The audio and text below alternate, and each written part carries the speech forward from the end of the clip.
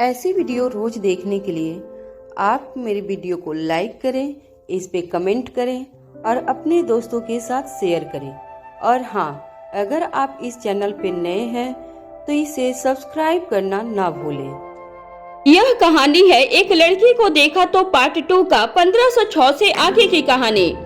यहाँ मारवा हाउस में बच्चों की सिक्योरिटी के लिए सभी इंतजाम करने के बाद अनिका और रोहित भी मारवा हाउस से मीटिंग पैलेस के लिए निकल जाते हैं।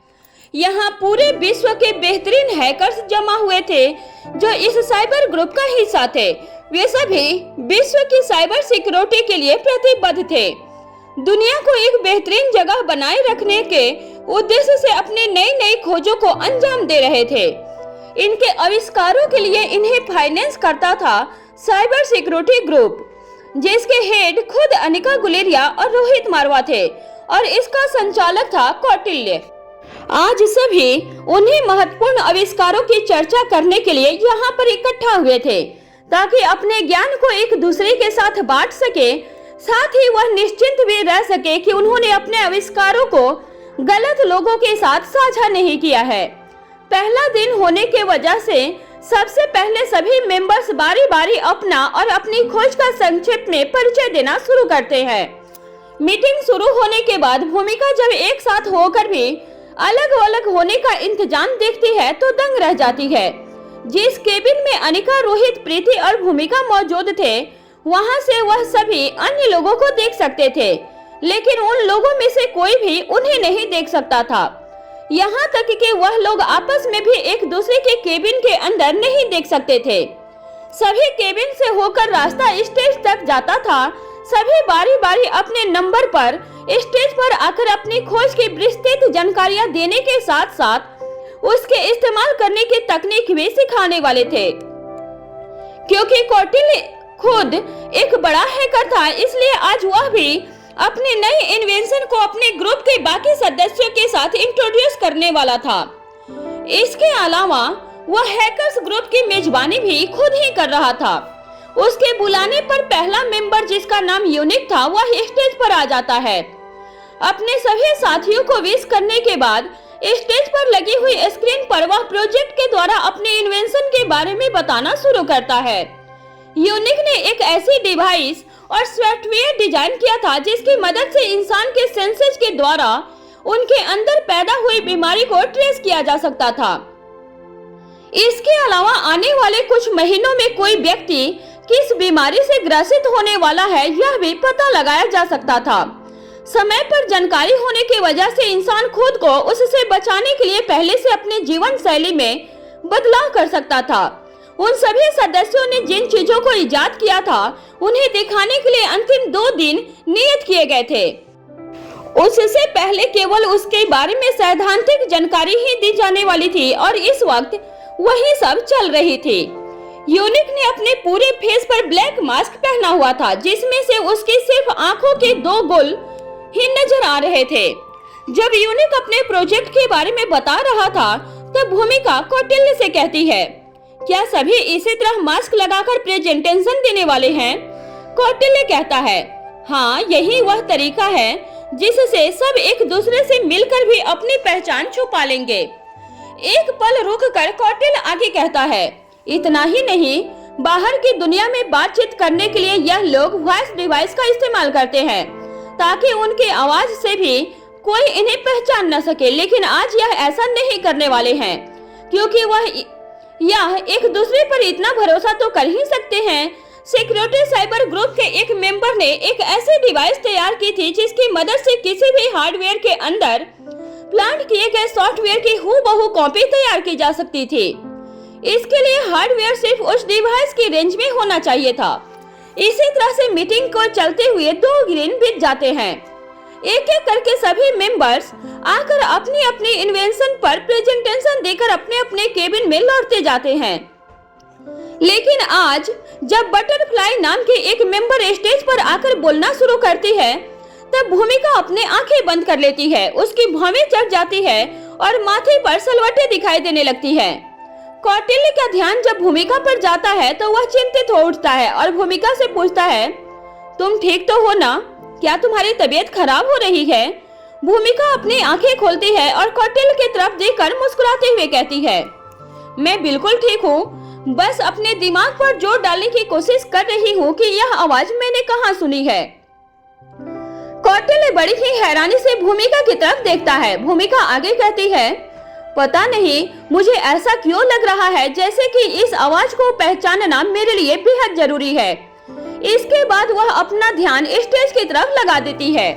बटरफ्लाई ने अपने नाक के नीचे ब्लैक कलर का मास्क पहना हुआ था और आंखों के ऊपर का हिस्सा भी यानी कि माथा और सिर भी पूरी तरह से ढका हुआ था।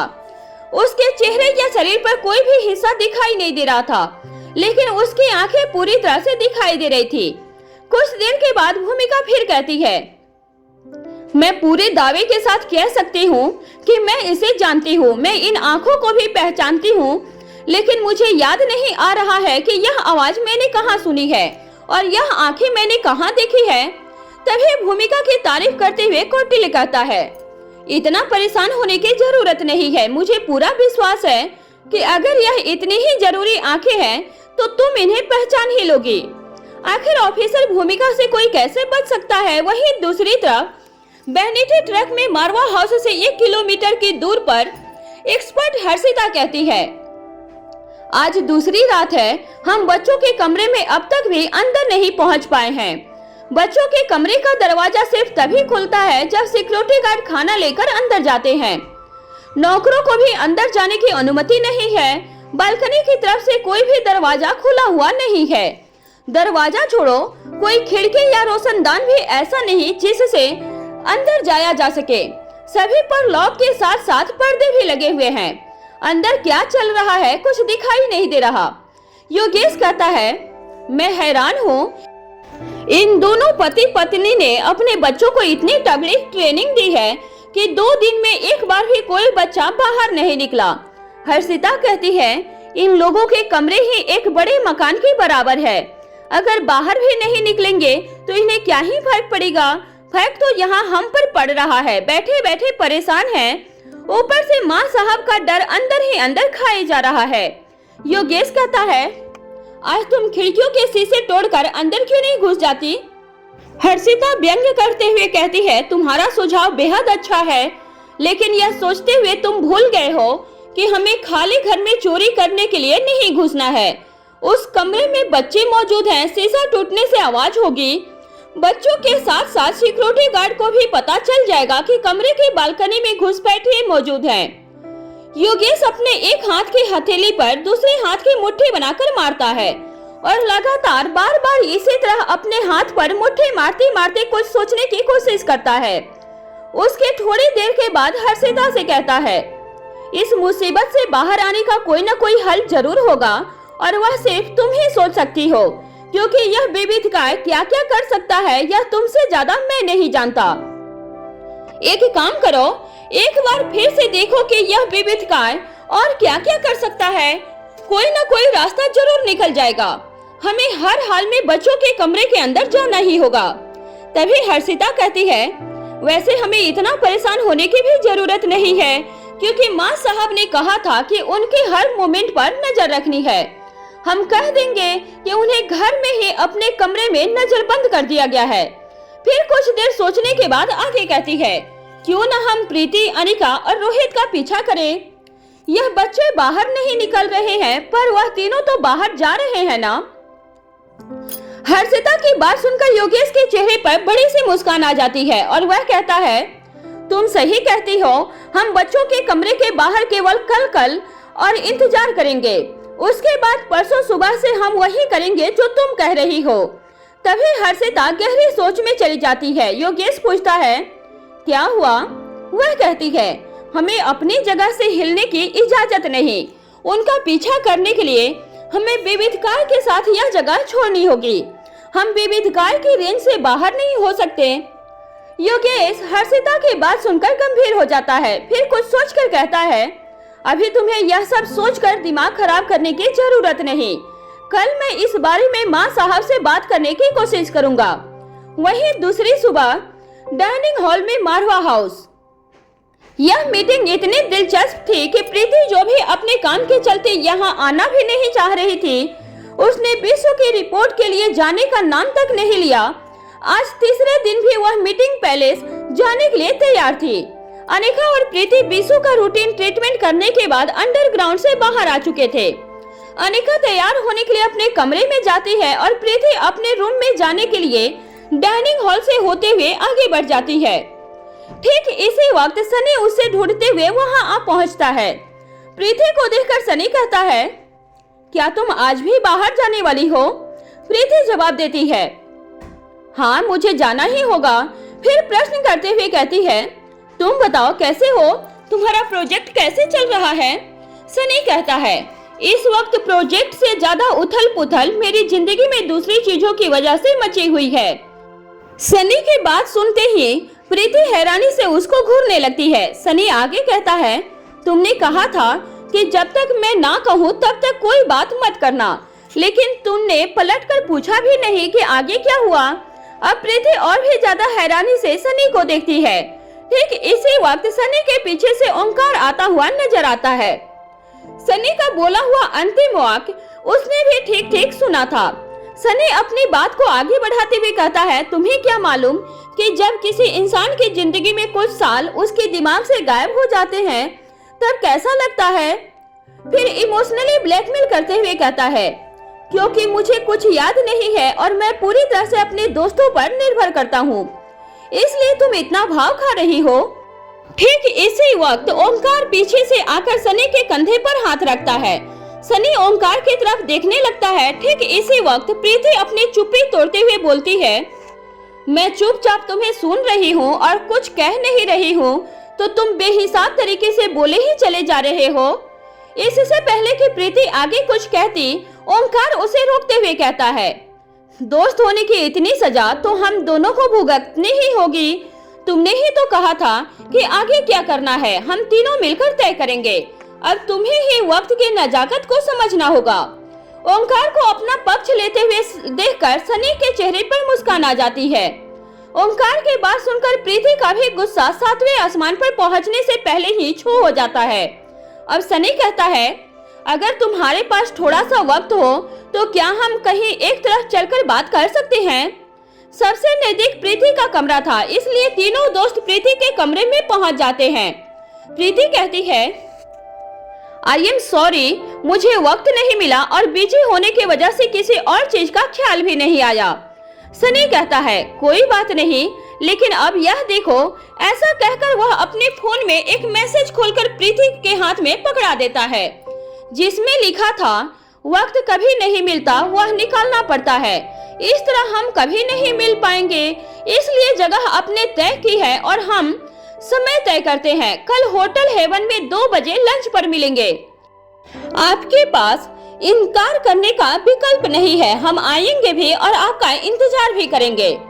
मैसेज पढ़ते ही प्रीति का दिमाग घूम जाता है। अब वह साइबर सिक्योरिटी की मीटिंग के मोड से बाहर आ जाती है। कुछ सोचकर कहती है, जब हमें इस समस्या का सामना करना ही है तब कल ही सही, हम तीनों कल ही मुक्ता से मिलने जाएंगे। ओंकार और सनी एक साथ बोल उठते हैं, और तुम्हारी मीटिंग? प्रीति जवाब देती है, मेरा वहां जाना इतना जरूरी नहीं है जितना कि हमारा मुक्ता से मिलना जरूरी है। यदि प्रीति यह जानती होती कि वह लड़की जो सनी से मिलना चाहती है वह सौम्या नहीं है बल्कि मुक्ता पराशर एक अलग लड़की है और सच में सनी के साथ अच्छे और सच्चे रिलेशनशिप डेवलप करना चाहती है, तो प्रीति जरूर कल होने वाली इस होटल हेवन की मीटिंग को आगे बढ़ाने की कोशिश करती। किंतु अब प्रीति के लिए होटल हेवन जाकर इस मुक्ता नाम की लड़की से मिलना इसलिए जरूरी था क्योंकि उसकी निगाह में वह सौम्या थी, और सौम्या एक बेहद शातिर और चालबाज लड़की थी जिससे सनी को बचाना बहुत जरूरी था। इसके अलावा प्रीति सौम्या को सबक सिखाने का मौका भी नहीं छोड़ना चाहती थी। वह हर हाल में उसकी जड़ों तक पहुंचना चाहती थी ताकि उसे बेनकाब करने का कोई न कोई क्लू हाथ लग सके, जिससे कि एक साथ विशु और सनी दोनों की जिंदगियों को बचाया जा सके। प्रीति ओंकार और सनी दोनों की तरफ देखते हुए कहती है, तुम लोग कल की तैयारी करो और मैं आज की मीटिंग निपटा लेती हूँ। Meeting palace Greater Noida. रोज की तरह आज भी प्रीति भूमिका कौटिल्य पहले ही मीटिंग पैलेस के लिए निकल जाते हैं। उस मीटिंग पैलेस की बिल्डिंग मल्टी फ्लोर थी। इसमें कुछ 27 फ्लोर थे। इस पैलेस में हर एक हैकर को एक अलग फ्लोर अलॉट किया गया था। इसमें ग्राउंड फ्लोर पर हॉल बना हुआ था। इसके अलावा 10वां फ्लोर भी एक बड़ा हॉल ही था जिस पर साइबर सिक्योरिटी की मीटिंग ऑर्गेनाइज की गई थी। अपर फ्लोर भी एक बड़ा हॉल ही था। मीटिंग शुरू होने में अभी काफी वक्त था, इसलिए भूमिका, प्रीति और कौटिल्य तीनों ही इस पैलेस के अपर फ्लोर पर बने हुए हॉल में चले जाते हैं। कौटिल्य वही टेबल पर अपना लैपटॉप रखकर एक चेयर पर बैठ जाता है और आज की मीटिंग के सभी प्रोग्राम्स का शेड्यूल देखने लगता है। वहीं भूमिका धीमे धीमे कदमों से टहलते हुए कुछ सोच रही थी। फिर वह एक जगह जाकर रुक जाती है और लगातार दीवार की तरफ देखते हुए कुछ सोचने लगती है। इस वक्त उसकी निगाहें एक पेंटिंग पर थी, पर ध्यान पेंटिंग पर बिल्कुल नहीं था। प्रीति पूरे हॉल में मौजूद सजावट की हर चीज को बड़े ही ध्यान से ऑब्जर्व कर रही थी। उसके लिए यह सब बेहद नया और मजेदार था। पूरे हॉल का अच्छी तरह मुआयजा करने के बाद वह भूमिका के पास आ पहुंचती है और कहती है, यह पेंटिंग कितनी सुंदर है ना भूमिका दीदी। अब भूमिका पूरी तरह से अपनी सोच से बाहर आ जाती है और उसका ध्यान प्रीति की बातों पर आ जाता है। प्रीति आगे कहती है, स्पेशली इस पेंटिंग का बेस, इसके काले रंग पर बाकी सभी रंग कितनी खूबसूरती से उभर कर आ रहे हैं। प्रीति की यह बात सुनते ही भूमिका उसकी तरफ देखने लगती है। भूमिका का भावहीन चेहरा देखकर प्रीति पहले सकपका जाती है, फिर सचेत होते हुए बड़े ही प्यार से छोटे बच्चों की तरह कहती है, आप मुझे इस तरह क्यों देख रही हैं? मैंने क्या किया? प्रीति की बात सुनकर अब भूमिका के चेहरे पर मुस्कान आ जाती है और वह प्रीति के चेहरे को अपने दोनों हाथों में लेते हुए उसके गाल पर चुम लेती है। फिर खुश होते हुए उससे कहती है, तुम ब्रिलियंट हो। मैं इतनी देर से एक पहेली को सुलझाने की कोशिश कर रही थी, तुमने बिना सवाल पूछे ही उसका जवाब दे दिया। प्रीति को कुछ समझ नहीं आता कि भूमिका क्या कह रही है। उसके बाद भूमिका आगे कहती है, तुम बस थोड़ी देर रुको, मैं अभी आती हूँ। ऐसा कहकर वह तेज कदमों से कौटिल्य के पास जाकर चेयर पर बैठ जाती है। उसके बाद कहती है, मुझे पता चल गया है कि उस दिन वह ब्लैक शाइनिंग मटेरियल हमें ढूंढने पर भी मिला क्यों नहीं।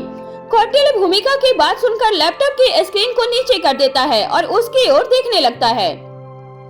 भूमिका आगे कहती है, मुझे अच्छी तरह याद है उस कमरे की दीवार पर मैंने एक पेंटिंग देखी थी जो पूरी तरह से काली थी, पर उसमें जिस तरह से चीज उभरे हुए थे वह बेहद खूबसूरत लग रही थी, लेकिन उसमें काले रंग के अलावा कोई भी रंग नहीं था। मुझे पूरा यकीन है कि वह वही काली जादुई चीज थी।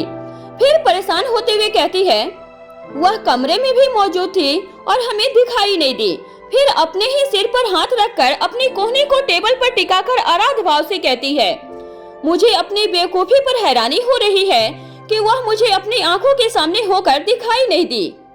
कौटिल्य कहता है, इसमें तुम्हारी कोई गलती नहीं, हमने अपनी तरफ से पूरी कोशिश की थी। वह चीज कोई सामान्य चीज नहीं है। जिस चीज को न पहले कभी देखा गया हो, न उसके बारे में पहले कभी सुना गया हो, उसका सामना करना वैसे भी आसान नहीं होता है। बेशक तुमने थोड़ी देर लगी, लेकिन कम से कम तुमने इस पहेली को सुलझा लिया। अब भूमिका का चेहरा सामान्य हो जाता है। कौटिल्य कुछ रुककर भूमिका से कहता है, अब तुमने क्या सोचा है? भूमिका कहती है, हमें आज और अभी रोहित और अनिका से इस बारे में बात करनी होगी। न जाने वह क्या चीज है, उस पर किसका कंट्रोल है, यह सब क्यों कर रही है और उसका उद्देश्य क्या है, हमें इस बारे में कुछ भी नहीं मालूम। अगर इन दोनों को इसकी जानकारी होगी तो वह सावधान रह सकते हैं। फिर बेचैन होकर अपनी जगह से खड़ी हो जाती है। कौटिल्य उसके चेहरे के भाव को देखकर उसके मन की स्थिति आसानी से समझ सकता था, इसलिए वह अपनी जगह से खड़े होकर भूमिका के कंधे पर हाथ रखते हुए कहता है, अब क्या सोच रही हो? भूमिका कहती है, मुझे लगता है कि मुझे यहाँ से चले जाना चाहिए। इस मीटिंग में मेरी कोई जरूरत नहीं, लेकिन मारवा हाउस में मेरी जरूरत है। मुझे मारवा हाउस की सिक्योरिटी टीम के साथ मिलकर काम करना होगा। कौटिल्य कहता है, तुम वही करो जो तुम्हें सही लगे। मैं हर तरह से तुम्हारे साथ हूँ, लेकिन फिर भी मैं तुमसे कहना चाहता हूँ कि कुछ भी करने से पहले एक बार रोहित सर और अनिका मैडम से बात जरूर कर लो। भूमिका हाँ में अपनी गर्दन हिला देती है। इसके बाद भूमिका एक मैसेज करके अनिका और रोहित को भी 27वें फ्लोर पर बने हॉल में आने के लिए कह देती है। थोड़ी ही देर के बाद रोहित और अनिका भी वहां पहुंच जाते हैं। इसके बाद भूमिका और कौटिल्य उन्हें अपनी आंखों से देखी हुई हर बात पर विस्तार से बता देते हैं। प्रीति भी वहीं खड़े खड़े सारी बातें सुन रही थी। उसे अपने कानों पर यकीन नहीं हो रहा था। यह सब सुनकर कुछ पलों के लिए उसका दिमाग सुन रह जाता है। रोहित और अनिका एकदम शांत भाव से सब कुछ सुनते हैं, लेकिन किसी भी तरह की कोई भी प्रतिक्रिया नहीं देते हैं। कौटिल्य कहता है, अगर यह मीटिंग इतनी इम्पोर्टेंट नहीं होती तो मैं जरूर उस चीज को वीडियो में रिकॉर्ड करने के लिए हर वक्त उस पर निगाहें बनाए रखने की कोशिश करता और स्क्रीन रिकॉर्डिंग करता, फिर आप दोनों को दिखाता ताकि आप इस बात पर यकीन कर सकें। अब अनिका कहती है, तुम दोनों को परेशान होने की कोई जरूरत नहीं है, हमें तुम दोनों की बातों पर यकीन है। ऐसा कहकर वह अपने फोन में वीडियो ऑन करके उन दोनों को दिखाती है। भूमिका वीडियो को देखने के बाद हल्की सी नाराजगी दिखाते हुए कहती है, इसका मतलब तुम इस बारे में पहले से जानती थी, तब हमें बताया क्यों नहीं? पता है, इस चीज के बारे में सोच सोच कर मेरा दिमाग फटा जा रहा था। अनिका अपनी जगह से खड़े होकर भूमिका के कंधे पर हाथ रखती है और कहती है, मुझे इस बारे में तुम्हारे बाद ही पता चला है। मुझे पहले शक हुआ कि कोई चीज मेरे आसपास है। इसी दौरान अन्य कुछ घटनाएं भी घर में हुई जिनके बारे में मुझे रोहित ने बताया। तो सारी कड़ियों को जोड़ने के बाद मैं इस निष्कर्ष पर पहुंची कि जल्द से जल्द पता लगाना होगा कि आखिर मामला क्या है। उसके बाद एक्सपर्ट नीरज संगवान को इस काम पर लगाया। तब कहीं जाकर हमें पता चला कि मेरा शक सही है। अब भूमिका की नाराजगी चिंता में बदल जाती है और वह कहती है, इस वीडियो को देखकर साफ पता चल रहा है कि यह चीज हर वक्त बच्चों के कमरे के आसपास ही है। यह बच्चों को नुकसान पहुंचाने की कोशिश कर सकती है। बच्चों को हमारी मदद की जरूरत है। अनिका भूमिका से कहती है, अभी तुम्हें परेशान होने की कोई जरूरत नहीं, तुम मुझ पर इतना भरोसा तो कर ही सकती हो। भूमिका के चेहरे पर मुस्कान आ जाती है और वह कहती है, तुम पर मुझे खुद से भी ज्यादा भरोसा है। कुछ पल रुक कर अनिका सभी तरफ देखते हुए कहती है, इससे पहले कि हम जाल में फंसे, हमें जाल फैलाना होगा। फिर भूमिका की आंखों में देखते हुए कहती है, अभी तुम बेफिक्र होकर मीटिंग एंजॉय करो, बाकी सब मुझ पर छोड़ दो। वहीं मीटिंग के तीसरे दिन की रात मारवा हाउस में अनिका रोहित का बेडरूम है। अब तक रोहित अनिका अच्छी तरह समझ चुके थे कि लगातार कोई चीज उनके आसपास बनी हुई है, इसलिए वह घर लौटने के बाद भी आपस में कोई बात नहीं करते हैं। साथ में बैठकर अपना डिनर कर लेते हैं और उसके बाद अपने रूम में जाकर सो जाते हैं। आज भी दिन भर की थकान के बाद रोहित सो चुका था, तभी अनिका आधी रात के वक्त धीरे से अपने बिस्तर से उठती है और चेंजिंग रूम में जाकर अपना ब्लैक आउटफिट पहन लेती है।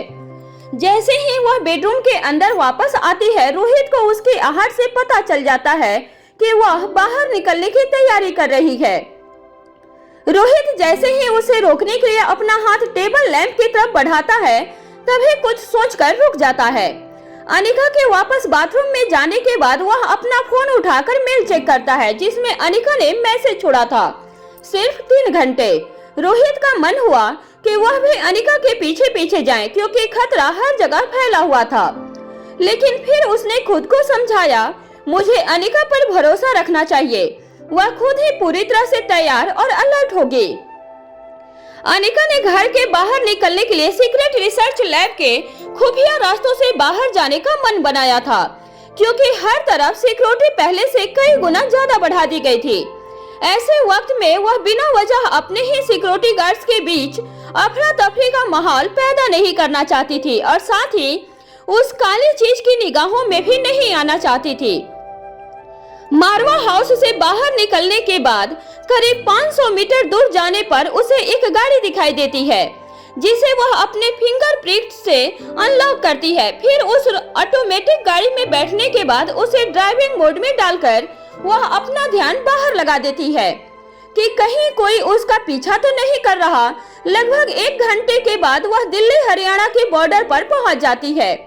यहाँ से कुछ ही मिनट की दूरी पर वह गाड़ी एक जंगल के अंदर प्रवेश करती है और चलना शुरू कर देती है। कुछ ही आगे जाकर रास्ता दिखाई देने लगता है। गाड़ी जंगल में बने हुए रास्ते पर चलते हुए अपने नियत जगह पर जाकर रुक जाती है। अनिका जैसे ही गाड़ी से बाहर निकलती है तभी स्वाति मल्होत्रा का एक साथी उसके पास आकर कहता है, आइए अनिका मैडम। अनिका बिना कुछ कहे चुपचाप उसके पीछे पीछे चल पड़ती है। करीब 5 मिनट चलने के बाद वह उस झोपड़ी तक पहुंच जाते हैं। उसमें अंदर जाने के बाद वह बिल्कुल सामान्य दिखाई दे रही थी, किंतु इस समान से दिखने वाली झोपड़ी में एक खुफिया दरवाजा था जो अंडरग्राउंड की तरफ जाता था। इस दरवाजे की तरफ हाथ करके वह आदमी पीछे हट जाता है और अनिका उस दरवाजे से होते हुए आगे बढ़ जाती है। दिल्ली से दूर एक जंगल के सीक्रेट अंडरग्राउंड में एक संकरे रास्ते से होते हुए 1 मिनट के बाद वह एक बड़े से हॉल में पहुंच जाती है। सामने ही स्वाति मल्होत्रा दिखाई देती हैं। अपने बेटे को देखते ही उसके चेहरे पर खुशी की लहर दौड़ पड़ती है। वह आगे बढ़कर अपनी दोनों बाहें खोल देती है और अनिका उसके गले लग जाती है। स्वाति मल्होत्रा कुछ देर तक यूं ही अनिका को गले लगाए रखने के बाद उसे एक कुर्सी पर बैठने का इशारा करती है। अनिका बैठते हुए कहती है, आपने मुझे यहाँ बुलाया तो जरूर कोई महत्वपूर्ण बात होगी। स्वाति मल्होत्रा जवाब देती है, हाँ बात तो बहुत जरूरी है। अनिका कहती है, आपके मन का सवाल मैं जानती हूँ, लेकिन फिर भी पहले आप पूछिए, फिर मैं जवाब देती हूँ। स्वाति बड़े ही प्यार से अनिका के चेहरे पर हाथ घुमाते हुए कहती है, लगता है बेटी माँ से आगे निकल गई है। अनिका पलटकर जवाब देती है, संतान कितनी भी आगे निकल जाए लेकिन अपनी जननी का अंश भर ही रहती है। अनिका की हाजिर जवाबी पर स्वाति मुस्कुराते हुए आगे कहती है, यदि तुम यही चाहती हो कि मैं सवाल पूछूं तो बताओ, क्या तुमने आकाश को बचाने के लिए पावर ड्रग का इस्तेमाल किया है? अगर इसका जवाब हाँ है तो यह बताओ कि तुमने ऐसा क्यों किया। अनिका, तुम ऐसा नहीं कर सकती हो।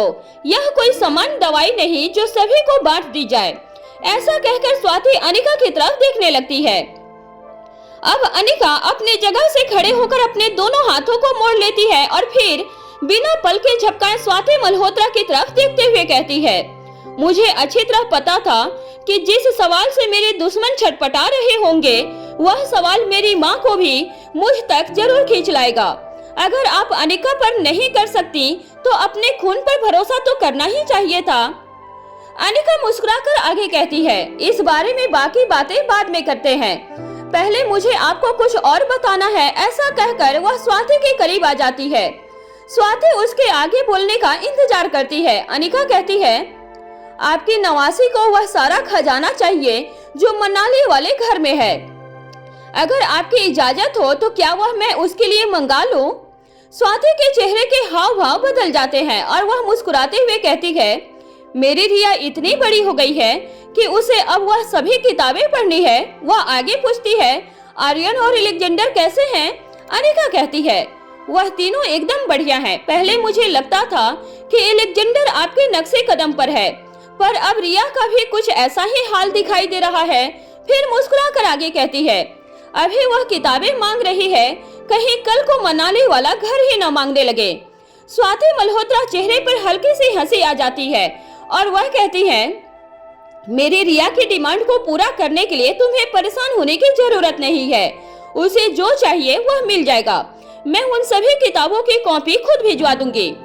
अब अनिका आगे कुछ कहने जाती उससे पहले ही स्वाति मल्होत्रा कहती है, एक और जरूरी बात। अनिका ध्यान से सुनने लगती है। स्वाति कहती है, बहुत जल्द ऐसे हालात पैदा होने वाले हैं जब दुश्मन तुम्हारे राज से पर्दा उठाने के लिए घातक वार करेगा और तुम्हें लड़ने के लिए मैदान में उतरना पड़ेगा। अगर तुम मैदान में उतरी तो तुम्हारा भेद खुल जाएगा, अगर नहीं उतरी तो नुकसान उठाओगी। अनिका पूछती है, मतलब? स्वाति मल्होत्रा आगे कहती है, मतलब तुम समय आने पर खुद समझ जाओगी। बस इतना ध्यान रखना, जब भी ऐसे हालात पैदा हो तब दुश्मन का मुकाबला करने के लिए उसके सामने खड़े होने से पहले एक बार जाकर एनी से मिल लेना, बाकी वह तुम्हें खुद समझा देगी। अनिका स्वाति की बात सुनकर दंग रह जाती है। वह आश्चर्यचकित होकर पूछती है, मेरी असिस्टेंट एनी यानी कि मम्मा रोबोट? स्वाति बदले में सिर्फ अपनी पलकें झपकाकर हाँ में गर्दन हिला देती है। अनिका इस बारे में ज्यादा कुछ नहीं पूछती क्योंकि वह अपनी माँ की ताकत और पहुँच दोनों के बारे में बेहद अच्छे तरीके से जानती थी। अब 2 पल रुककर स्वाति मल्होत्रा फिर से उसी मुद्दे पर आ जाती है और कहती है, अब तुम आकाश के बारे में बताओ कि तुमने उसे कैसे बचाया। फिर आगे चेतावनी देते हुए कहती है, उसे पावर ड्रग का निर्माण सिर्फ एक भूल थी, तुम किसी की जान बचाने के लिए उसका इस्तेमाल नहीं कर सकती। अनिका कहती है, माँ मैं मानती हूँ कि आपकी बात बिल्कुल सही है, लेकिन फिर भी मैं दावे के साथ कहती हूँ कि अगर मेरी जगह आप होती तो आप भी यही करती। यह सच है कि आपके बलिदान की भरपाई कोई नहीं कर सकता, लेकिन आप अकेली नहीं हैं जिसने अपनी जिंदगी तबाह की है। आपके साथ साथ और भी कई हैं जिन्होंने आपकी मदद करने के लिए अपनी पूरी दुनिया उजाड़ दी और शायद आपको इसकी खबर तक नहीं। यह कहते हुए अनिका की आंखें भर जाती है और आवाज में कठोरता आ जाती है। फिर अपनी माँ से सवाल करते हुए कहती है, आप जानती भी हैं कि आकाश कौन है? आकाश किसका बेटा है? राज सिर्फ स्वाति मल्होत्रा के पास नहीं है, करण गुलेरिया के पास भी है। क्या खूब वफा निभाई है तुम दोनों ने मिलकर। ना कभी आप कुछ बोली, ना कभी वह कुछ बोलते। राज और सिर्फ राज और गहरे राज। फिर एक पल रुक कर आगे कहती है, खैर जाने दीजिए इन सब बातों को, फिलहाल उस बारे में बात करते हैं जिसकी वजह से आप खुद मुझ तक खींची चली आई। फिर लंबी गहरी सांस लेकर उसे छोड़ते हुए कहती है, आप चिंता मत कीजिए, उसे बचाने के लिए मैंने पावर डोज का इस्तेमाल नहीं किया है। हाँ यह सच है कि ड्रग का इस्तेमाल किया गया है, लेकिन वह ड्रग स्वाति मल्होत्रा का नहीं बल्कि अनिका गुलेरिया का बनाया हुआ है। फिर आगे कहती है, और हाँ अब इस बात पर परेशान मत होइएगा, वह ड्रग किसी तरह की अमरता का वरदान नहीं है, सिर्फ एक दवाई ही है। दूसरी और सबसे महत्वपूर्ण बात, वह आकाश नहीं है। अनिका की ऐसी बातें सुनकर स्वाति मल्होत्रा का दिमाग घूमने लगता है। वह खुद को संभालते हुए अनिका से पूछती है, वह आकाश नहीं है तो कौन है? क्या आकाश मर चुका है? अनिका जवाब देती है, नहीं, मुझे पूरा विश्वास है कि वह दमयंती देवी के पास सुरक्षित है और मुझे हर हाल में आकाश को वापस लाना ही होगा। मैं मेरे भाई को मरने के लिए नहीं छोड़ सकती। मैं अपने भाई को अपनी भाभी के पास लाकर रहूंगी। फिर स्वाति की आंखों में देखते हुए पूरे आत्मविश्वास के साथ कहती है, और सिर्फ भाई को ही नहीं बल्कि अपनी माँ को भी अपने पिता के पास लाकर रहूंगी। पांडवों का वनवास 13 सालों में खत्म हुआ और राम का 14 वर्षों में। क्या मेरी माँ का पूरी जिंदगी चलेगा? फिर स्वाति मल्होत्रा की खामोशी देखकर आगे कहती है, मैं ऐसा नहीं होने दूंगी, अब बहुत हुआ। अगर किसी को कीमत चुकानी है तो वह चुकाएं जिनकी नीयत गलत थी और आज भी उनकी नीयत गलत है, जिन्होंने दुनिया को स्वर्ग बनाने के लिए अपनी पूरी शक्ति और पूरा जीवन झोंक दिया। उन सभी को बदले में स्वर्ग ही मिलना चाहिए। यूं अपनी ममता और प्यार से दूर रहकर नरक की यातना नहीं मिलनी चाहिए। माँ स्वाति को आज अनिका की बातों में युद्ध का नाद सुनाई दे रहा था। आज वह उसमें खुद को देख रही थी और मन ही मन एक अजीब से डर से आशंकित हो उठी थी। अनिका अपनी बात कहकर वहां से चली जाती है और अपने पीछे छोड़ जाती है स्वाति के लिए ढेर सारे सवाल। स्वाति मल्होत्रा अपनी जगह पर खड़ी खड़ी सिर्फ उसे जाते हुए देखती रह जाती है। इधर मारवा हाउस में अनिका रोहित के बेडरूम में अनिका जिस रास्ते से होते हुए घर से बाहर निकली थी उसी रास्ते से मारवा हाउस के अंदर आ जाती है और फिर अपने सीक्रेट लैब से होते हुए अपने बाथरूम में पहुंच जाती है। चेंज करने के बाद वह बेडरूम में प्रवेश करती है। अनिका के जाने के बाद से लेकर अब तक रोहित अपनी जगह पर शांति से लेटा हुआ था, लेकिन उसे नींद एक पल के लिए भी नहीं आई थी। उसका ध्यान सिर्फ घड़ी पर था और दिमाग में अनिका चल रही थी। रात के लगभग 3 बजे का वक्त था।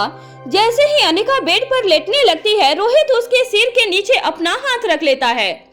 अनिका मुस्कुराकर रोहित की तरफ घूम जाती है। रोहित उसे अपनी बाहों में भर लेता है और चैन की गहरी सांस लेता है। फिर धीरे से कान में कहता है, ऑल ओके अनिका? अनिका कहती है, हाँ।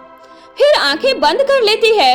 अनिका के वापस लौटने के बाद रोहित के मन को बेहद शांति मिलती है और अनिका के साथ साथ उसे भी कुछ ही पलों में गहरी नींद आ जाती है। सुबह के वक्त उठने में दोनों को ही कुछ देर हो जाती है। जब अनिका ड्राइंग हॉल में पहुंचती है तो प्रीति पहले से ही बेसब्री से उसका इंतजार कर रही थी।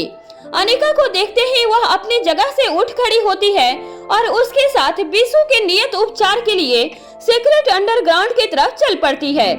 अंदर की ओर जाते जाते वह अनिका को बता देती है, मैं आज मीटिंग पैलेस नहीं आ रही हूँ, मुझे कुछ जरूरी काम है और अगर मुझे वक्त मिला तो मैं बीसू की रिपोर्ट के लिए भी जाऊंगी।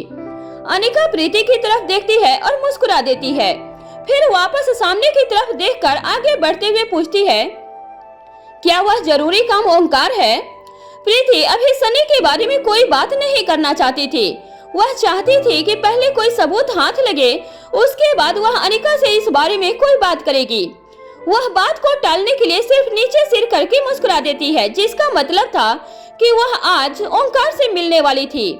देखा जाए तो उसने सच ही कहा था, लेकिन यह सच अधूरा था। सीक्रेट अंडरग्राउंड से बाहर जाने के बाद जब प्रीति समय देखती है तो यह लगभग 10 बजे थे। उसे महसूस होता है कि 4 घंटे के बाद उसे मुक्ता से मिलना है। तब तक वह बीसू की रिपोर्ट में आने वाली अड़चनों के बारे में पता करके वापस आ सकती है। वह झट से अपने फोन में मैसेज टाइप करती है, फिर वह मैसेज ओंकार और सनी दोनों को भेज देती है। उसके बाद तेज कदमों से अपनी गाड़ी की तरफ बढ़ जाती है। वहीं दूसरी तरफ बच्चों के कमरे में रिया जोर जोर से शोर मचाते हुए अपने बेड पर कूदने लगती है।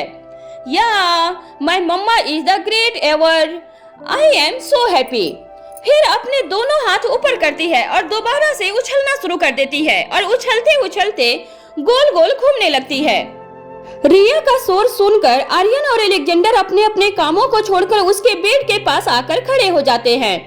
जब रिया थक जाती है तो वहीं बैठ जाती है, फिर लंबी लंबी सांसें लेते हुए उसके चेहरे पर बड़ी सी मुस्कुराहट दिखाई देने लगती है।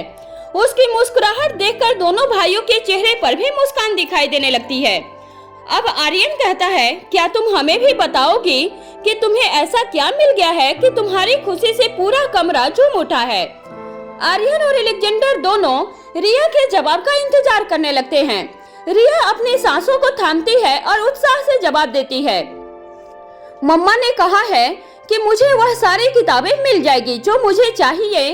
फिर शोर मचाते हुए आगे कहती है, और अब मैं मम्मा की मेमोरी वापस लाने के लिए उनमें से कुछ न कुछ जरूर ऐसा ढूंढ लूंगी जिससे मेरी विश पूरी हो जाएगी। रिया की बात सुनते ही दोनों भाई एक दूसरे की सूरत देखने लगते हैं और उसके बाद अपने हाथों को अपने अपने माथे पर मार लेते हैं। फिर आंखों ही आंखों में एक दूसरे से कहते हैं, न जाने हमारी बहन का यह पागलपन क्या रंग लाएगा।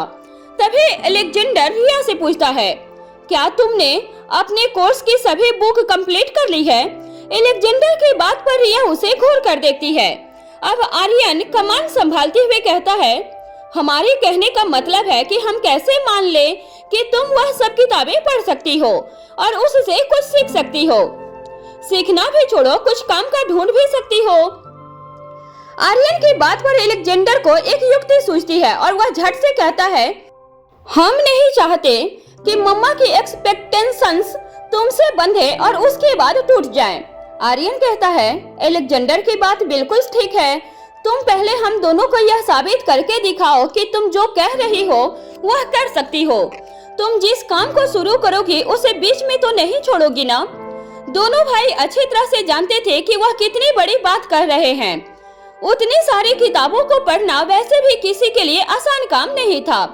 यहाँ पढ़ने के साथ साथ में समझना भी था और इसके लिए रिया अभी बहुत छोटी थी। लेकिन दोनों ही भाई चाहते थे कि वह रिया का वास्तविकता से परिचय करा दे अथवा रिया के अंदर इतनी लगन पैदा कर सके कि कम से कम इतनी दूर से किताबों की पूरी लाइब्रेरी मंगाने के बाद वह उसमें से कुछ जरूरी किताब पढ़ सके। अब रिया अपने एग्री मोड में आ जाती है। वह सीधी खड़ी हो जाती है और अपने दोनों हाथ कमर पर रख लेती है।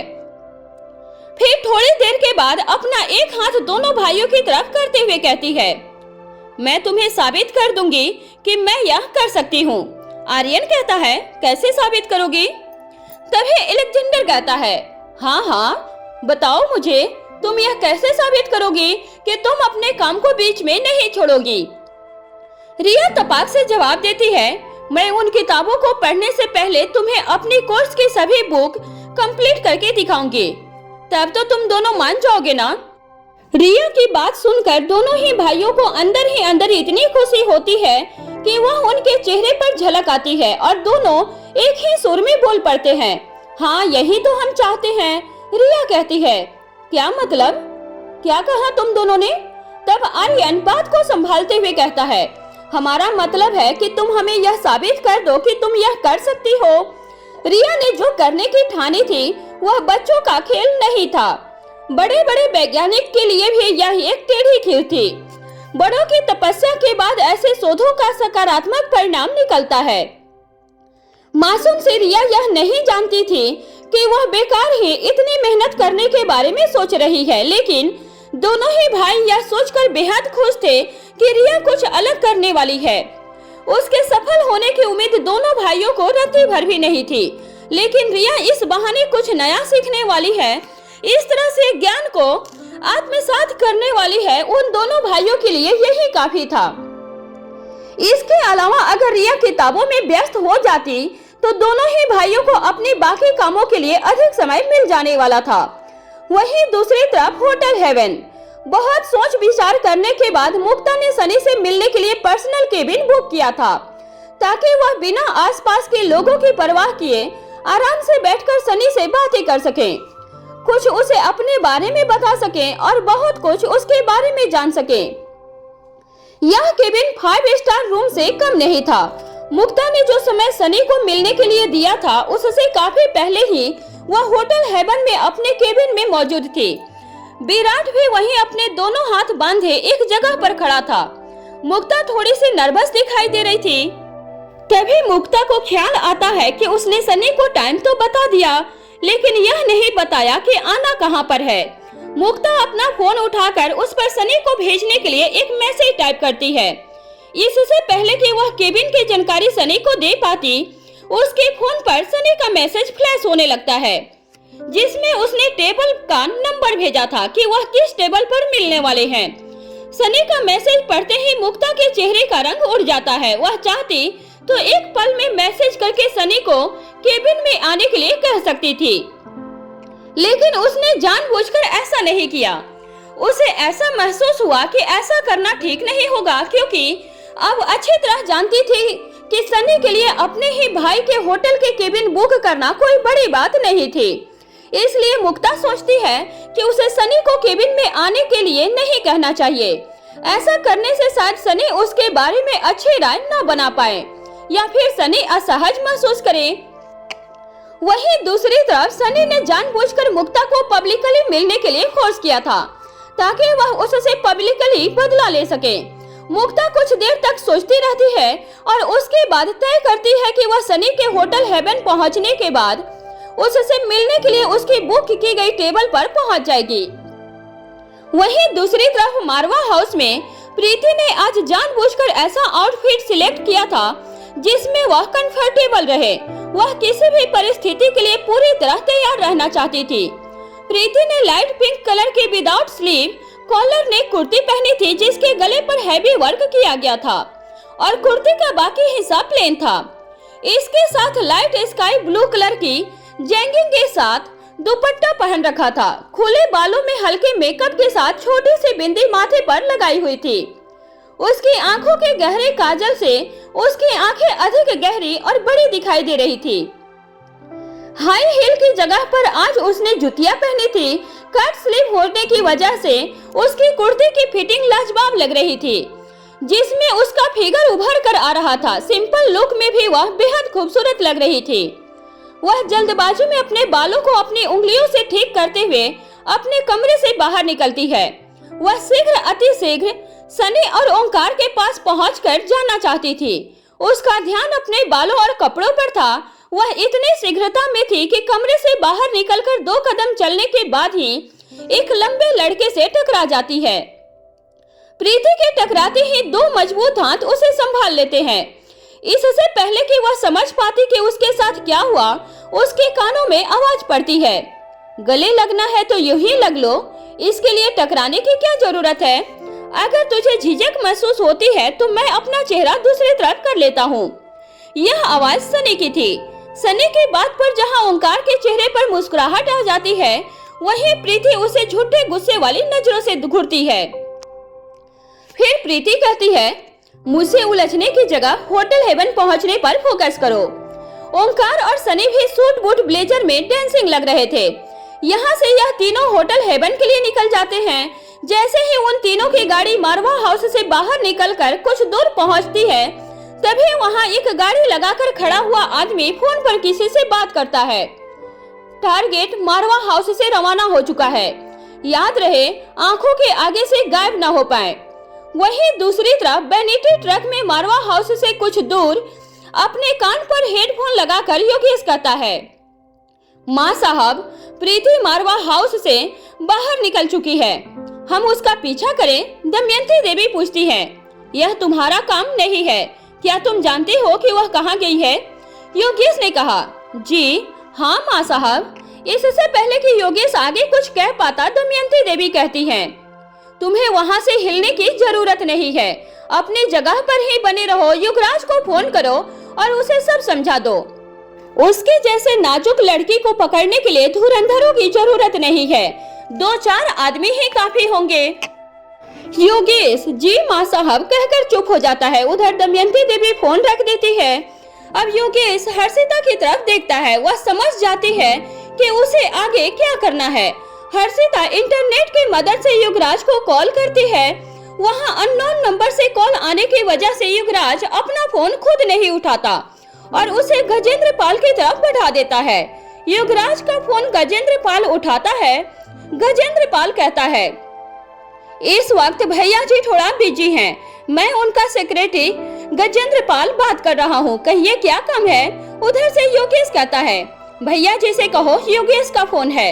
गजेंद्र पाल का फोन युवराज की तरफ बढ़ाते हुए उसे इशारा करता है कि माँ साहब के आदमी का फोन है। युवराज फोन को ले लेता है। उधर से योगेश कहता है, भैया जी, माँ साहब का आदेश है, तुरंत पूरा करना होगा। इसके बाद वह सारी बात कह सुनाता है। युवराज कहता है, ठीक है, हो जाएगा।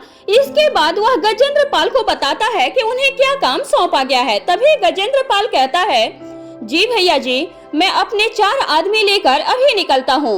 युवराज उसे रोकते हुए कहता है, योगेश और माँ साहब की बातों पर मत जाओ। अगर वहाँ से जिंदा वापस लौटना चाहते हो तो कम से कम 20 आदमी साथ लेकर जाओ। गजेंद्र पाल हैरानी से कहता है, एक लड़की को पकड़ने के लिए 20 आदमी? अब युवराज अपनी आवाज में सख्ती लाते हुए कहता है, पागल मत बनो, तुम्हें वह लड़की दिखाई दे रही है और उसके आसपास जो मारवा की सिक्योरिटी होगी उसका ख्याल तुम्हें नहीं है?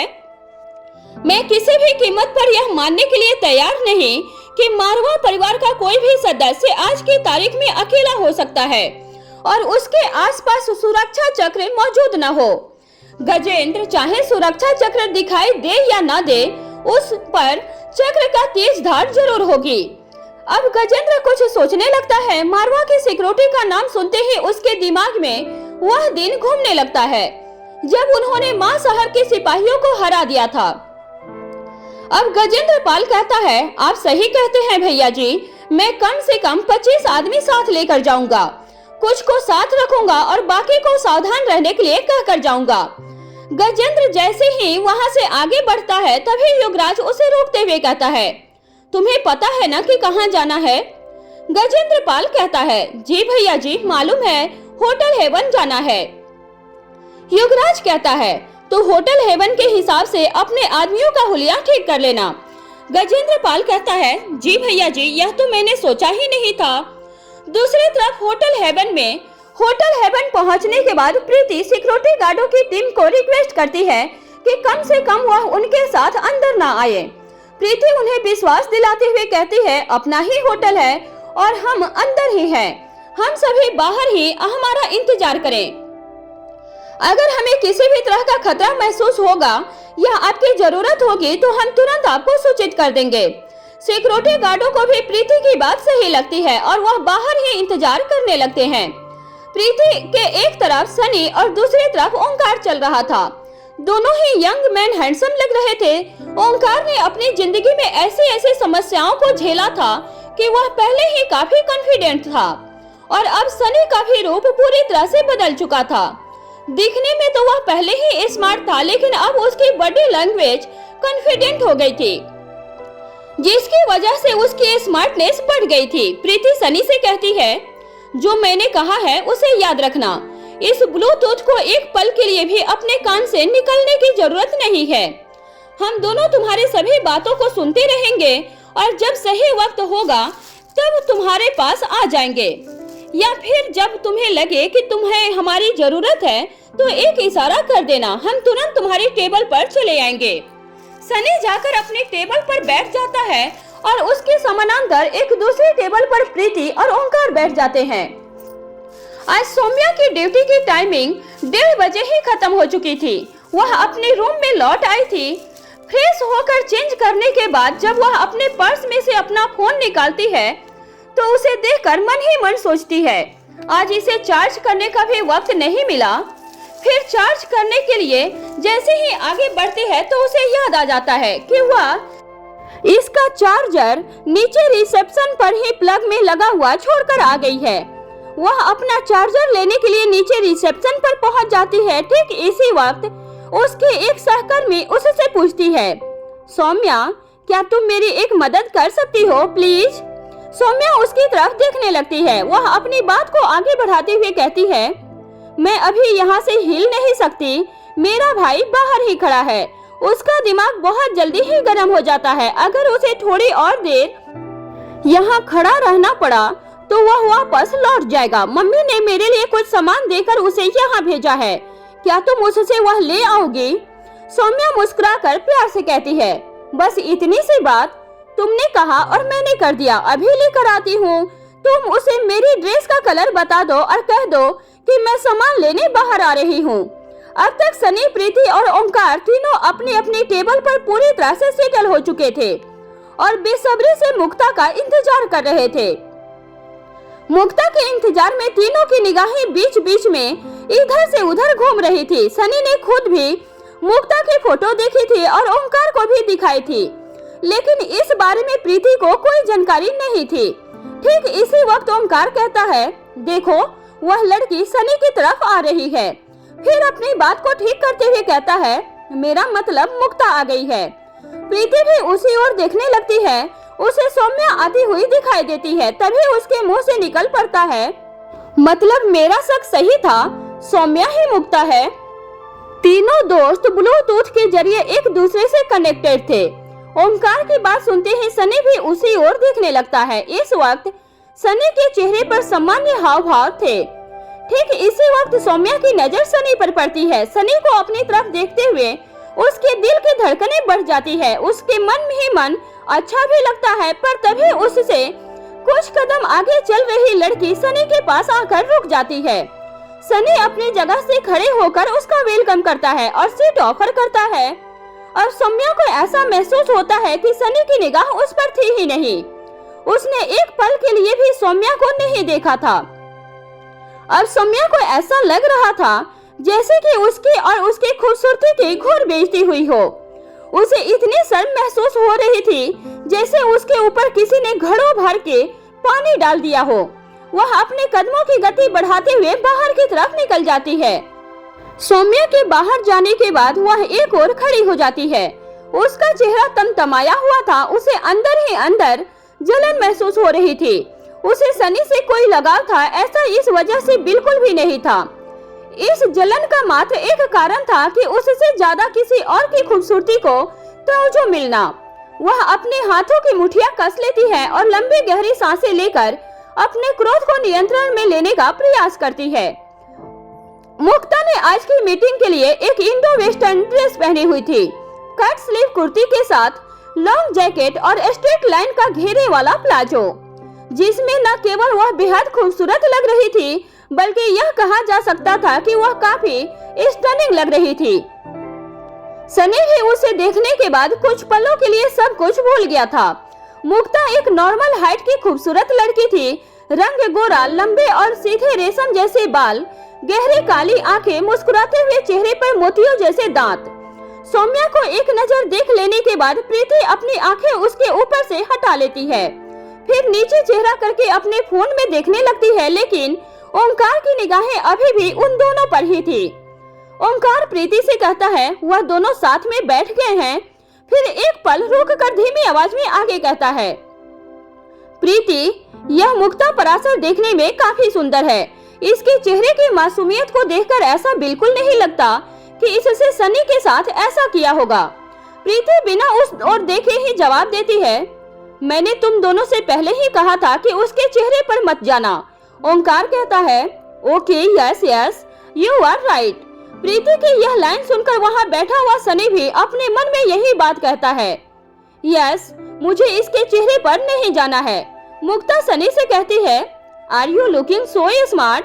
सनी कहता है, सेम टू यू, लेकिन इसी स्मार्टनेस पर मर मिटने के कारण ही इंसान अपनी इंसल्ट करवाता है। मुक्ता को सनी की यह बात बिल्कुल समझ नहीं आती है और साथ ही बड़ी अजीब भी लगती है, लेकिन वह इसे इग्नोर कर देती है। ठीक इसी वक्त अपनी पीठ के पीछे की तरफ की टेबल से प्रीति को एक स्त्री की आवाज सुनाई देती है। इन आवाजों को ओंकार भी साफ साफ सुन पा रहा था। वह अपने साथ में बैठी हुई अपनी सहेली सुगंधा से कहती है, जरा उस तरफ देखो, वह मुक्ता पराशर ही है ना? तभी कोकिला की बात सुनकर सुगंधा चलती फिरती निगाहों से उस ओर देखती है, फिर वापस अपनी सहेली कोकिला की ओर देखते हुए कहती है, क्या यह आदित्य पराशर की बेटी है? देखने में तो बहुत चार्मिंग है। इस पर कोकिला कहती है, मैं अपने बेटे के रिश्ते के लिए पराशर परिवार से बातचीत शुरू करने के बारे में सोच रही हूँ, बस कोई अच्छा मौका हाथ नहीं आ रहा। यह सुनकर सुगंधा हंसते हुए मजाक के अंदाज में कहती है, ऐसे कामों के लिए मौकों की तलाश नहीं की जाती, बल्कि मौके खुद बनाए जाते हैं। इससे पहले कि यह मुक्ता खुद अपने लिए कोई लड़का ढूंढ ले, तुम अपना बेटा इसके गले में डाल दो। फिर दोबारा से एक नजर मुक्ता की तरफ देखते हुए कहती है, यह बेहद खूबसूरत है। यदि वह स्वयं अपने लिए लड़का नहीं ढूंढेगी तो पक्का कोई न कोई लड़का अपने लिए इसे ढूंढ लेगा। उन दोनों महिलाओं की बातें सुनकर ओंकार और प्रीति के कान खड़े हो जाते हैं और उसका ध्यान सनी और मुक्ता पर से हटकर अपने पीछे चल रही बातों पर लग जाता है। कुछ रुककर सुगंधा फिर से बोलना शुरू करती है, यह पराशर टेक्सटाइल की अकेली वारिस है। मैंने सुना है कि यह एक अच्छी डिजाइनर भी है। वैसे इनका भरा पूरा परिवार है, चाचा, ताऊ, उनके बच्चे सब मिलकर रहते हैं, लेकिन पूरा पराशर टेक्सटाइल आदित्य पराशर ने अपने दम पर खड़ा किया है और सब कुछ उसी के नाम पर है। जिसकी भी शादी इस मुक्ता से होगी, समझ लो कि उस पर घर बैठे बिठाए ही माता लक्ष्मी जी प्रसन्न हुई है। यह सब सुनकर प्रीति का दिमाग चकराने लगता है। अब वह अपनी निगाहें उठाकर सनी की ओर देखती है और उसके बाद उसके सामने बैठी हुई लड़की की तरफ। लड़की का चेहरा देखकर वह दंग रह जाती है। वह लड़की सौम्या नहीं थी। अब प्रीति मन ही मन सोचती है, कहीं सनी कुछ उल्टा सीधा न कर दे, कहीं एक अच्छी लड़की हम सभी की बेवकूफियों के चलते हाथ से न निकल जाए। सनी उससे कुछ ऐसा न बोल दे जो उसे नहीं बोलना चाहिए। यह सब सुनकर ओंकार का भी दिमाग घूम जा रहा था। उसे मन ही मन ख्याल आता है, क्या यह वही लड़की है जिसके लिए मेरे माँ बाप ने मेरी जिंदगी झरनूम कर रखी है? यह लोग एक नहीं बल्कि 4-4 जिंदगियां खराब करना चाहते हैं। कोई उस लड़की से भी तो पूछे कि उसे किससे शादी करनी है। मेरे माँ बाप की तो जितनी तारीफ की जाए उतनी कम है, पर क्या इस लड़की के माँ बाप भी ऐसे ही हैं? तभी दूसरे ही पल उसके मन में खुशी के फव्वारे उठने लगते हैं। अगर वह यही लड़की है और सनी पर मरती है तो समझो मेरी जिंदगी की सारी समस्या ही हल हो गई। वाह, क्या कोइंसिडेंस है। तभी उन दोनों को अपने पीछे से दोबारा से आवाज आती है। कोकिला कहती है, कहीं यह वही लड़का तो नहीं जिसे मुक्ता ने अपने लिए ढूंढा हो? इस पर सुगंधा कहती है, बी पॉजिटिव, यह भी तो हो सकता है कि वह सिर्फ उसका दोस्त हो या फिर किसी बिजनेस डील के लिए कोई लंच मीटिंग हो। अब ओंकार और प्रीति अपना ध्यान ब्लूटूथ पर ले जाते हैं, जिससे सनी और मुक्ता के बीच चल रही बातें सुनाई देती है। सनी मुक्ता से कहता है, मुझे ऐसी लड़कियां बिल्कुल पसंद नहीं जिन्हें दूसरों के इमोशंस की बिल्कुल कद्र न हो। मुक्ता मुस्कुराकर जवाब देती है, लेकिन हमें आपकी भावनाओं का पूरा ध्यान है। आपके दोस्त जो वहाँ टेबल पर बैठे हैं उन्हें आप यही बुला लीजिए, हमें इससे कोई परेशानी नहीं है। मुक्ता सनी का पूरा बैकग्राउंड चेक करने के साथ साथ उसके फ्रेंड सर्कल को भी अच्छी तरह चेक कर चुकी थी। इसके अलावा उन दो दोस्तों के बारे में मुक्ता की उत्सुकता और भी अधिक थी। जो उस दिन सनी के साथ होटल हेवन में मौजूद थे। इसलिए मुक्ता न सिर्फ आवाज से बल्कि चेहरों से भी ओंकार और प्रीति को पहचानती थी। सनी और मुक्ता की बातें सुनकर प्रीति और ओंकार एक दूसरे की ओर देखते हैं और आंखों ही आंखों में इशारा करके अपना अपना ब्लूटूथ कानों से निकालते हुए उठ खड़े होते हैं और सीधा सनी और मुक्ता के पास पहुंच जाते हैं। इससे पहले कि सनी आगे कुछ और कहता, प्रीति कहती है, हेलो मुक्ता, आई एम प्रीति। ऐसा कहकर मुक्ता की तरफ हाथ बढ़ा देती है। मुक्ता अपनी जगह से खड़ी होती है और प्रीति से हाथ मिलाते हुए कहती है, हम आपको पहले से ही जानते हैं। फिर ओंकार की तरफ देखते हुए हेलो ओंकार जी कह देती है। अब सनी भी अपनी जगह से उठ खड़ा होता है। तभी प्रीति कहती है, वी आर रियली सॉरी मुक्ता, बस थोड़ी सी कंफ्यूजन हो गई थी, उसी की वजह से। अब वह आगे क्या बोले यह प्रीति को समझ नहीं आ रहा था। तभी ओंकार बात को संभालते हुए कहता है, एक्चुअली हमें लगा था कि हमारी कोई पुरानी फ्रेंड अपना नाम मुक्ता बताकर सनी के साथ प्रैंक कर रही है। बोलने के बहाव में वह आगे कह जाता है, वह एक्चुअली एक एक्सीडेंट में सनी के साथ। फिर बोलते बोलते चुप हो जाता है। अब उसे लगता है कि यह अभी बताने लायक बात नहीं है। तभी मुक्ता मुस्कुराते हुए कहती है, हाँ हम जानते हैं कि उस एक्सीडेंट में सनी जी के साथ क्या हुआ है। आप दोनों को परेशान होने की कोई जरूरत नहीं, हम समझ सकते हैं। यह सुनकर प्रीति और ओंकार दोनों के ही चेहरे पर खुशी दिखाई देने लगती है। दोनों ही बेहद तसल्ली महसूस करते हैं। ठीक इसी वक्त सनी प्रीति और ओंकार की तरफ देखते हुए अपनी गर्दन हिलाकर आंखों ही आंखों में सवाल पूछता है, क्या यह वह लड़की नहीं है? प्रीति और ओंकार दोनों ही मासूम सी सूरत बनाकर एक साथ अपनी गर्दन नहीं में हिला देते हैं। अब सनी के चेहरे के हाव भाव बदल जाते हैं।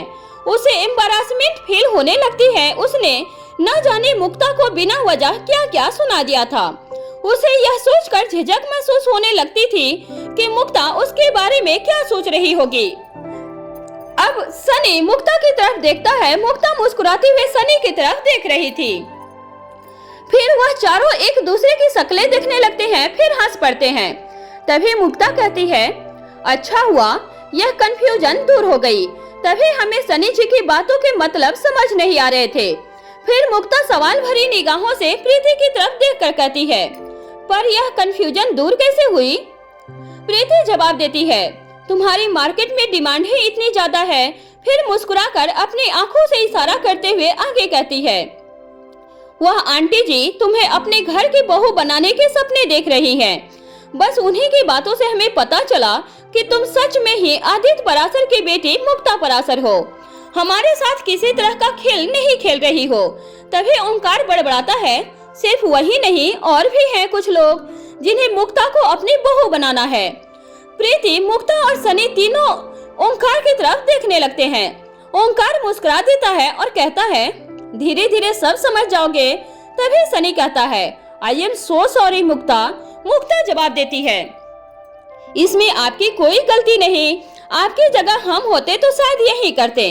इससे पहले कि वह चारों वहीं बैठ जाते, उससे पहले ही मुक्ता कहती है, मैंने आज की मीटिंग के लिए केबिन बुक किया है। अगर आप लोगों को अच्छा लगे तो हम वहां चल सकते हैं। वहां हम सभी खुलकर बातें कर सकेंगे। प्रीति कहती है, तुम लोग अपना हेल्दी टाइम स्पेंड करो, हम लोग तुम्हें बाद में आकर मिलते हैं। तभी मुक्ता प्रीति का हाथ पकड़ लेती है और कहती है, मुझे आप लोगों के साथ होने से अच्छा लगेगा। आप सब साथ होंगे तो हमारी दोस्ती का रिश्ता और मजबूत हो सकेगा और हर रिश्ते की नींव दोस्ती पर ही टिकी होती है। जितनी मजबूत दोस्ती उतना मजबूत रिश्ता। फिर एक सेकंड रुककर तीनों की तरफ देखकर कहती है, क्या आप लोगों के ग्रुप में हमें भी जगह मिल सकती है? अभी कुछ देर पहले जिस मुक्ता की हर बात सनी को उल्टी जान पड़ रही थी, अब उसी मुक्ता का बोला हुआ हर शब्द उसे फूलों जैसा लग रहा था। सनी और प्रीति, ओंकार एक दूसरे की आंखों की तरफ देखते हैं और आंखों ही आंखों में इशारा करते हैं, ठीक है हम सभी मुक्ता के साथ चलते हैं। जैसे ही वह मुक्ता के साथ चलने के लिए तैयार होते हैं, ठीक उसी वक्त प्रीति को अपनी आंखों में तेज चुभन महसूस होती है। प्रीति अपनी आंख पर हाथ रख लेती है और चुभन की वजह से उसकी आंखों से पानी आने लगता है। ओंकार प्रीति को इस तरह देखकर परेशान हो उठता है, क्या हुआ प्रीति? प्रीति जवाब देते हुए कहती है, शायद आंख में कुछ गिर गया है या फिर मेरी ही पलकें आंखों में चली गई है। तुम लोग चलो, वॉशरूम यहाँ पास में ही है, मैं आंख साफ करके आती हूँ। ओंकार कहता है, मैं तुम्हारे साथ चलता हूँ। प्रीति मजाक करते हुए जवाब देती है, तुम लेडीज वॉशरूम के अंदर नहीं जा पाओगे, इसलिए इन दोनों के साथ जाओ। मेरी चिंता मत करो, मैं ठीक हूँ, जल्दी ही वापस आ जाऊंगी। ऐसा कहकर प्रीति बिना रुके वॉशरूम की तरफ बढ़ जाती है। प्रीति के जाने के बाद वह तीनों केबिन की तरफ चल पड़ते हैं। वहीं दूसरी तरफ गुलेरिया हाउस में धीरे धीरे आकाश की हालत में सुधार होने लगा था। ज्यादा देर बैठना या ज्यादा देर बोलना अभी भी उसके लिए एक मुश्किल काम था, लेकिन 1 या 2 वाक्यों में उसने बात करना शुरू कर दिया था। पूरी तरह से ठीक नहीं होने के कारण वह अभी भी मेडिकल रूम में ही रह रहा था। श्रेया अपनी बेटी पिंकी के साथ धीमे धीमे कदमों से चलते हुए आकाश से मिलने उसके पास पहुंच जाती है। श्रेया जब भी आकाश से मिलने जाती थी, जल्दी ही वहां से लौट पड़ती थी, क्योंकि वह नहीं चाहती थी कि आकाश उससे बात करने के लिए अपनी ऊर्जा खर्च करे।